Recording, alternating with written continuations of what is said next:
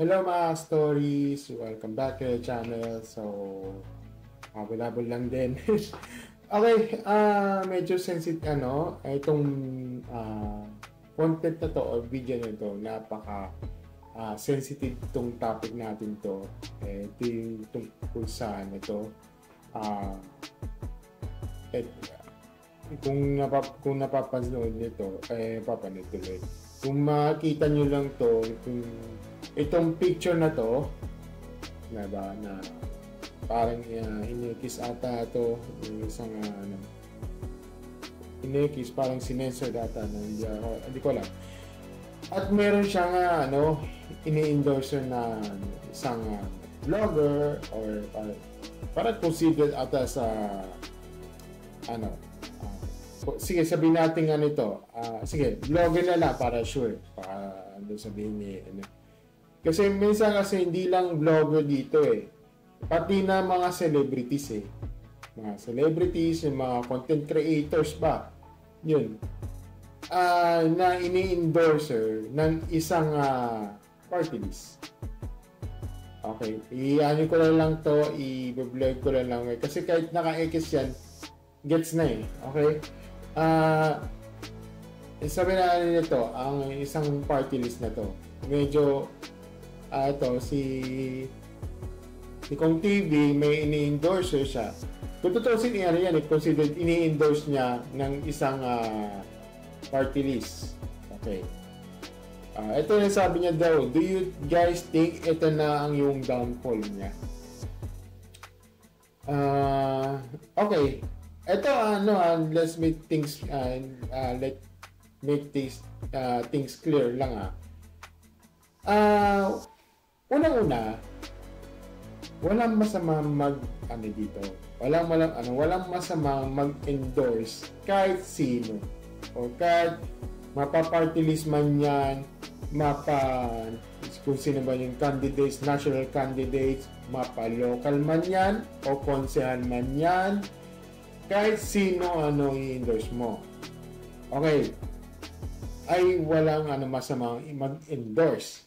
However, once nag-endorse ka, kaya sabihin mo natin itong party list na to o national candidates dito, kung sino mapa-mayor, vice mayor, konsehal man yan, or any mga senatorial, mga kongresista na ini-endorse nyo, alam niyo na dapat handa kayo sa mga backlash ng mga netizens. Hindi nyo kontrolado yun. Okay? May mamasabi at masasabi din yan. Kung madadownfall kayo, yan magiging pros and cons nyo. Pwede kayo, may tendency ito pala ini-endorse nyo. Ito pala magiging, ito pala so ito pala yung sinusuportahan nyo. Diba? Na isang kandidato. How disappointing. Parang ganyan yung sabi yung mga yan. Yun, mangyayari. Yung statistics mo, may tendency, bababa yan.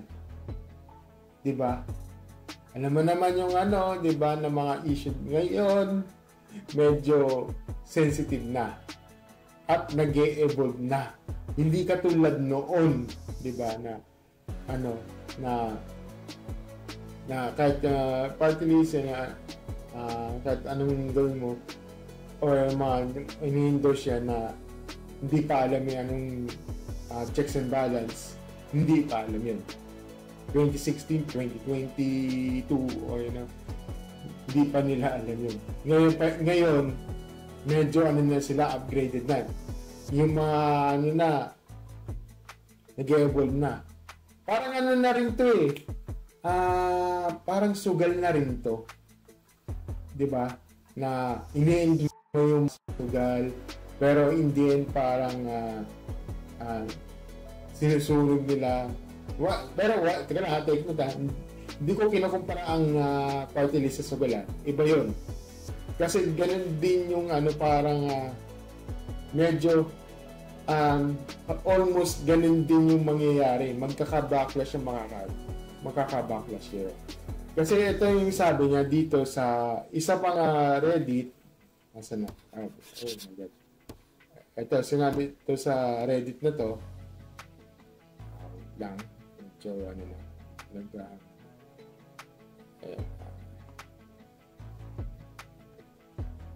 Ito, yung, may isang, ito, hiwalay kasi ito eh.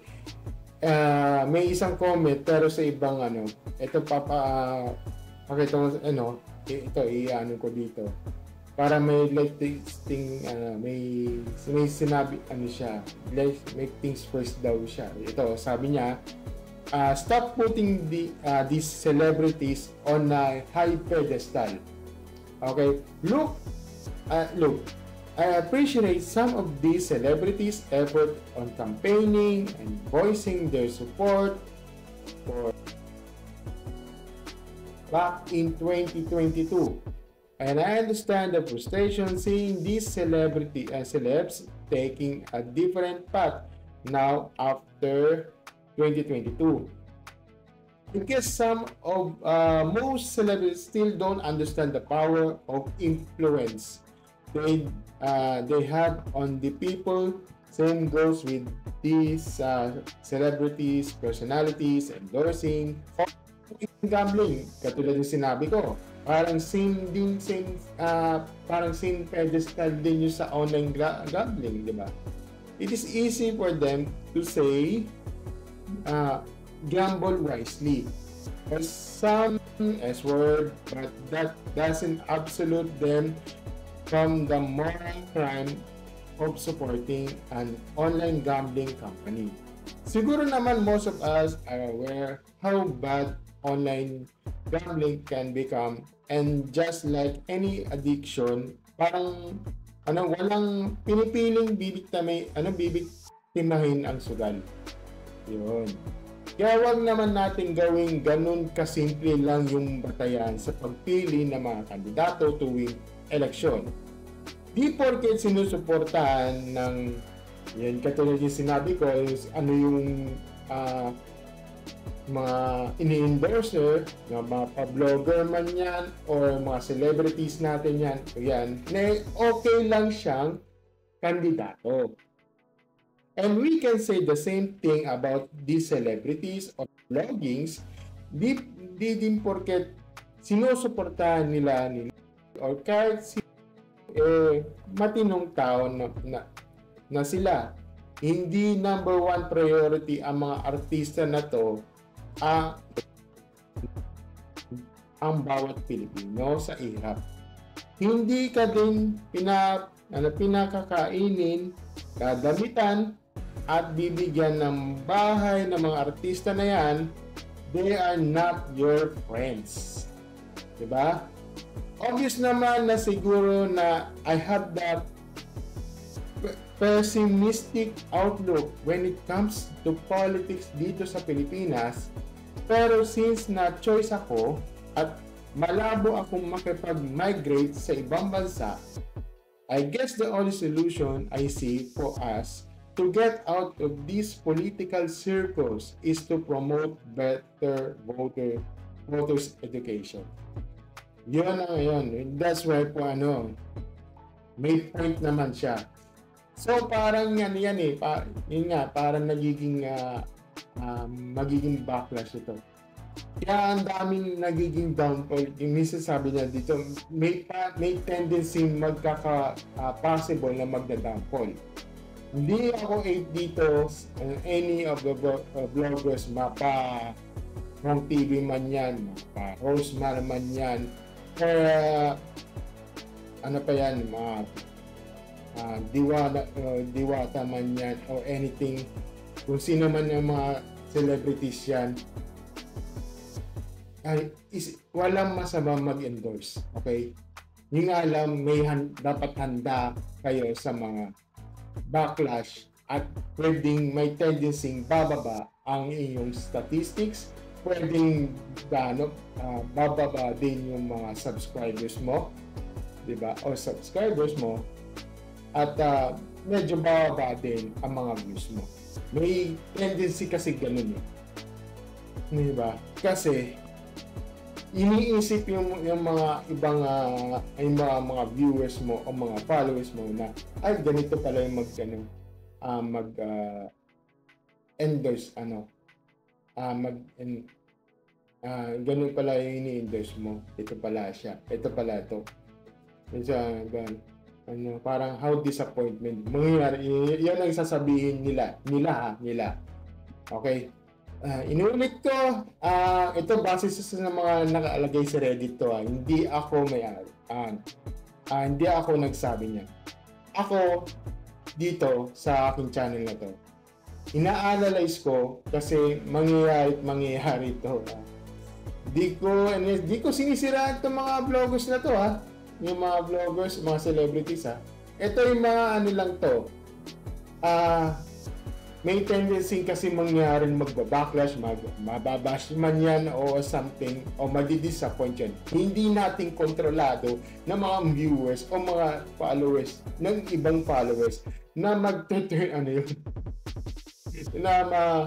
mag-iiba ng ihip ng angin. Parang si John Cena, nag-turn heel. Ganon din yan diba? Diba? Nag-turn heel. Bigla na lang na betray tayo. Diba? Pero, take note lang yun. Yung iba dito, nagiging seryoso na sa pag-turn. Well, second man, WWE ka. Yan lang sabi ko. Yan lang masasabi ko. Kaya mga content creators dyan, na balak niyo yung sumalang dyan, think about it. Okay? Alam mo sa mga mag-endorse, alam ko yung sinabi, alam niyo yung ngayon lang masasabi ko, handa kayo dun. Okay? Handa kayo dun sa mangyayari after yung gawin niyo. Thank you and see you next video. Ingat lang ingat.